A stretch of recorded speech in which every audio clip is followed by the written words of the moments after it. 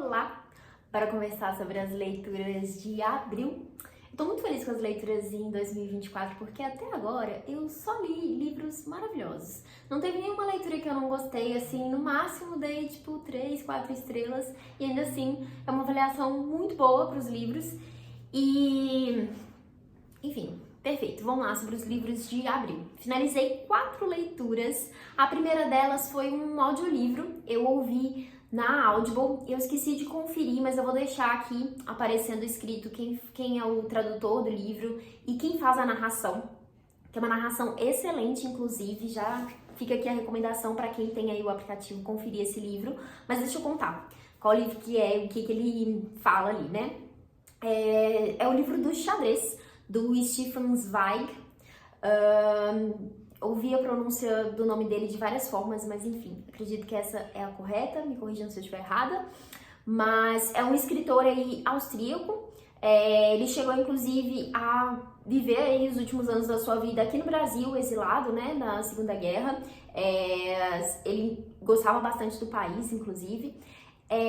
E o que é esse livro? Né? O livro do xadrez. É uma novela, é um livro super curto, que vai trazer aí 2 personagens muito peculiares que estão interligados aí por causa do xadrez, né? De um lado a gente tem um campeão mundial de xadrez e do outro esse cara que é o Dr. B ali, que ele tem essa capacidade de superar o campeão ali numa partida de xadrez. E esses 2 homens, eles se encontram ali numa viagem, né?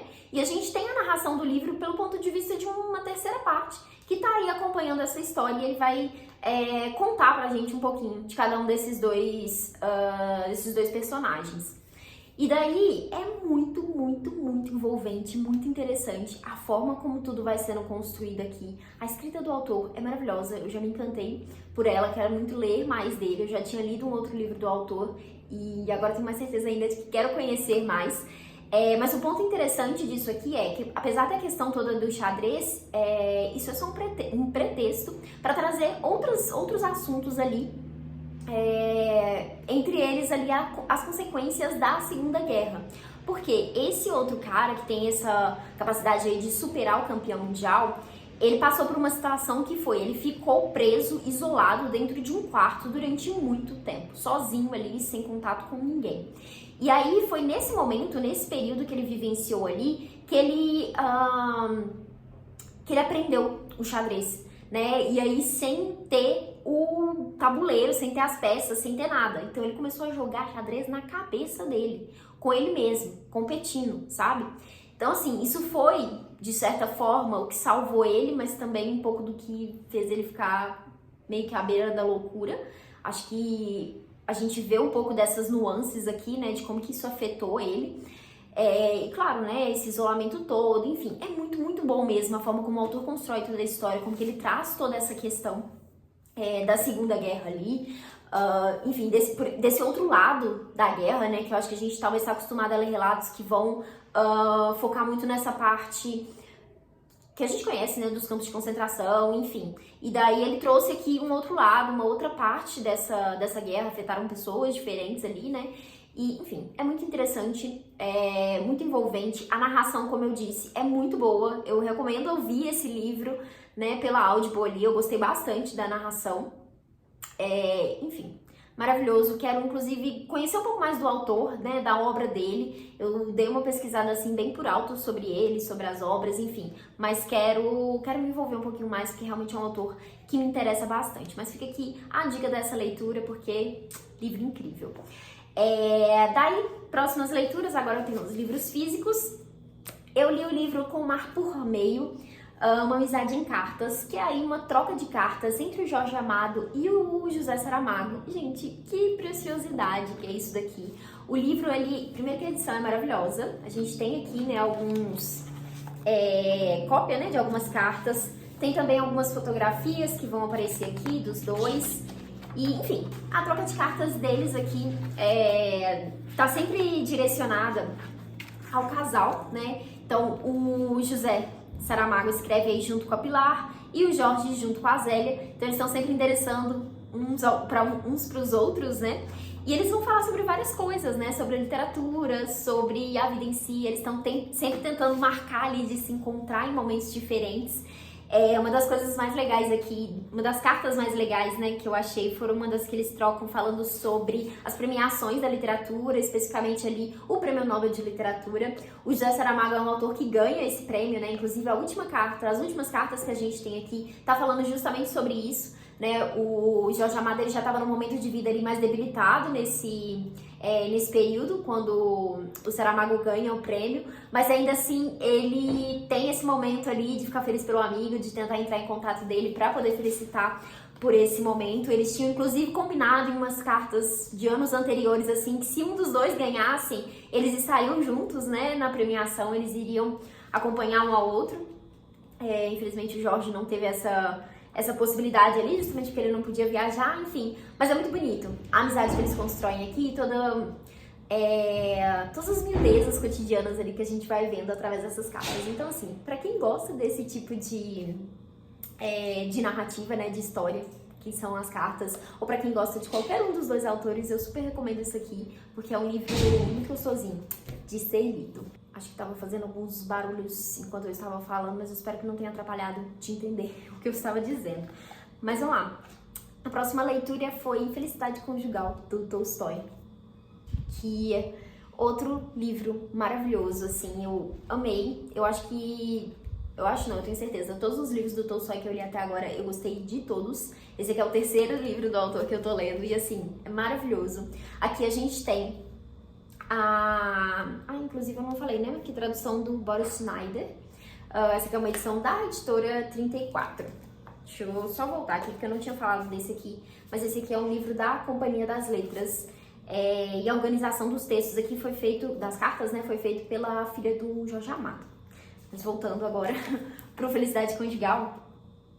Aqui a gente vai acompanhar a história da Mária, que é a protagonista aqui, né, que vai narrar essa história. Ela tem outras irmãs ali, e no início do livro aqui a gente conhece elas nesse momento... Barulheira. Voltando. A gente conhece elas nesse momento que elas estão vivendo o luto pela morte da mãe.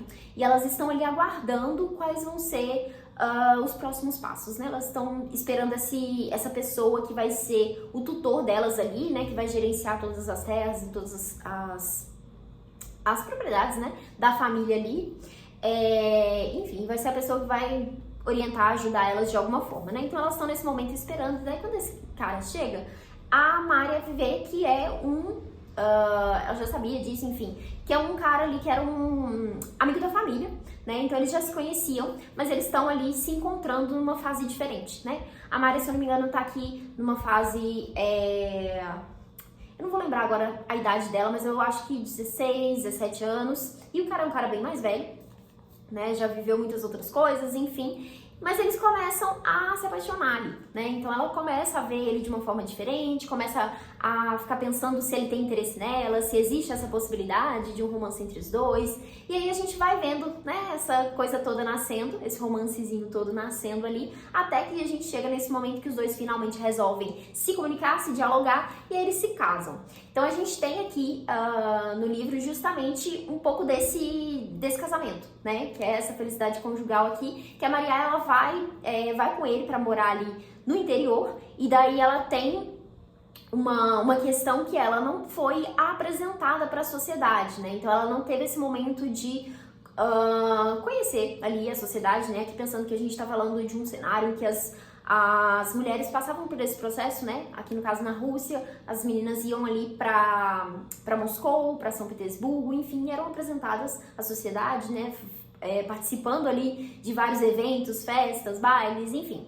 E daí, sentindo essa lacuna ali, né, na vida dela, o marido dela, né, resolve que eles vão pra cidade para que ela possa passar por isso, para que ela possa vivenciar tudo isso, e daí ela começa a se encantar, né, por essa realidade.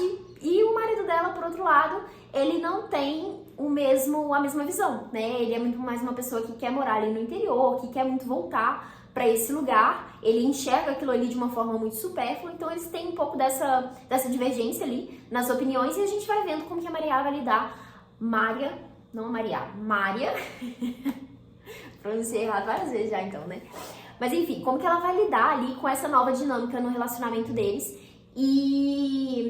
Enfim, é isso, essas nuances ali do dia a dia, né, deles terem esse conflito, deles não conversarem sobre isso, dos momentos que eles conversam, eles conseguirem de fato, né, externalizar isso, entender um pouco mais do sentimento um do outro, isso, né, essa questão que é justamente a parte maravilhosa desse livro, dessa novela, porque o Tolstói consegue construir tudo isso, abordar tudo isso de uma forma muito interessante, né, é muito profundo mesmo, a forma como ele vai trazer isso aqui, como a personagem consegue fazer essa leitura ali do próprio relacionamento. A gente vê vários problemas aqui que podem ser facilmente, né, conectados com outros relacionamentos, que é justamente, primeiro, essa questão da falta do diálogo, né, essa disparidade de opiniões que eles têm ali, né, como que eles lidam com isso, enfim, muito bom, gostei bastante desse livro. Inclusive, esse aqui foi um livro que eu senti que logo que eu terminei, eu tive a sensação de que foi um bom livro, foi ok, mas à medida que foram passando os dias, eu fui pensando mais sobre ele, eu gostei mais da leitura, sabe? Quanto mais eu penso nesse livro, que ele ficou na minha cabeça depois disso, mais eu gosto dele. Então tá aqui mais uma sugestão de leitura, literatura russa. É um livro fininho, né, porque é uma novela, então pra quem tá interessado aí em conhecer mais da literatura russa, eu acho inclusive que esse aqui é um ótimo livro para começar, né? Se você nunca leu nada de literatura russa, essa daqui pode ser uma boa porta de entrada. Mas enfim, agora vamos para o último livro do mês, outra leitura incrível que foi Becos da Memória, da Conceição Evaristo. Esse livro aqui é publicado pela editora Palas. Faz tempo que esse livro está na minha estante, faz tempo que eu quero conhecer a escrita da Conceição Evaristo. Eu já tive a oportunidade de conhecer ela pessoalmente, né? Já ouvi ela em alguns eventos aqui em BH. E assim, ela é uma pessoa incrível, maravilhosa mesmo. Eu amei todas as vezes que eu tive a oportunidade de ouvir ela. Fiquei encantada com a forma como ela fala, como ela constrói, como ela, enfim, se expressa, né? E todas as ideias que ela traz ali, eu tava muito curiosa para saber como seria a leitura, né? E posso dizer que eu também amei esse livro aqui. Quero muito conhecer mais dela, com certeza, e vou recomendar esse livro aqui para vocês, para qualquer pessoa que queira ler aí literatura brasileira, que tem interesse em conhecer mais a Conceição Evaristo, porque maravilhoso, gente. Esse livro aqui, ele é escrito em fragmentos, assim, que a gente vai vendo várias partes da história de vários personagens que vão compor a narrativa aqui, que dessa comunidade na favela, né, uma favela ali que tá passando por um processo de desfavelamento, né, que é ali as casas estão sendo destruídas, né, enfim, estão retirando todas aquelas pessoas dali para construir alguma outra coisa, enfim. E daí a gente tem aqui vários personagens, né, que compõem essa história, que a gente vai conhecendo aos pouquinhos detalhes sobre eles, eles vão e voltam na narrativa, o que é bem interessante, assim, porque por mais que seja fragmentado, você consegue se envolver com a história de todos eles, você consegue criar ali empatia e compaixão por todos eles, porque são histórias muito, muito sensíveis, muito tristes e muito reais, né. Eu acho que uma coisa bem interessante da escrita da Conceição, ela inclusive começa aqui esse livro com uma introdução que ela fala um pouquinho sobre isso, que ela fala desse processo de escrita como uma escrevivência, né? Que ela tá sempre misturando a ficção com a realidade. Então ela fala que aqui, nesse caso, tem muitas coisas que são reais e outras ela inventou, né? Ela ficcionalizou ali. Mas eu acho que a questão do livro nem é essa, né? Nem é entender o que é real, o que não é, mas é justamente ter essa percepção de que tudo aqui é, infelizmente, muito possível, né? Então, enfim, é um livro bem envolvente mesmo. Gosto muito dessa forma dela de falar sobre a escrita, inclusive, é uma das coisas que me encanta, né, na autora. E eu adorei esse livro aqui. Eu descobri também que essa questão toda do real, né, tá relacionado com um processo de desfavelamento que aconteceu aqui em BH, né, a Conceição é daqui, então ela fala um pouco sobre isso. Então foi bem interessante fazer essa conexão, entender um pouquinho mais da história desses personagens aqui. Eu acho que é um livro muito, muito sensível e muito importante também para a gente ler e entender sobre essa realidade aqui. Inclusive o título é bem legal para poder pensar essa questão da memória, né? Não só essa memória pessoal, né, das pessoas poderem recordar ali da vida de pessoas mais velhas, enfim, da vida mesmo, da infância, dos parentes, enfim, de outras pessoas, mas também dessa construção da memória coletiva, né? De como que se mantém, né, essa história, a história dessas pessoas. A gente tem aqui como uma das personagens, assim, que poderia se dizer como uma personagem principal, que é a Maria Nova, que é quem cria essa história, né? Que é quem narra essa história, que a gente pode, claro, também fazer essa associação com a própria Conceição, né? Que cresceu, viveu tudo isso, cresceu e tá aí justamente compartilhando um pouquinho dessas memórias com a gente. Então, assim, é isso. Só leitura incrível. Gostei muito de todos os livros que eu li esse mês. Então, fica aqui as sugestões. Eu espero que vocês tenham gostado desse vídeo. Se você gostou, não deixa de deixar uma curtida aqui embaixo. E para finalizar, comenta aqui embaixo quais livros que você leu esse mês, ou qual foi o melhor livro que você leu. Enfim, vamos compartilhar aí outras sugestões de leitura. Eu fico por aqui, eu desejo boas leituras para vocês e nos vemos no próximo vídeo. Tchauzinho!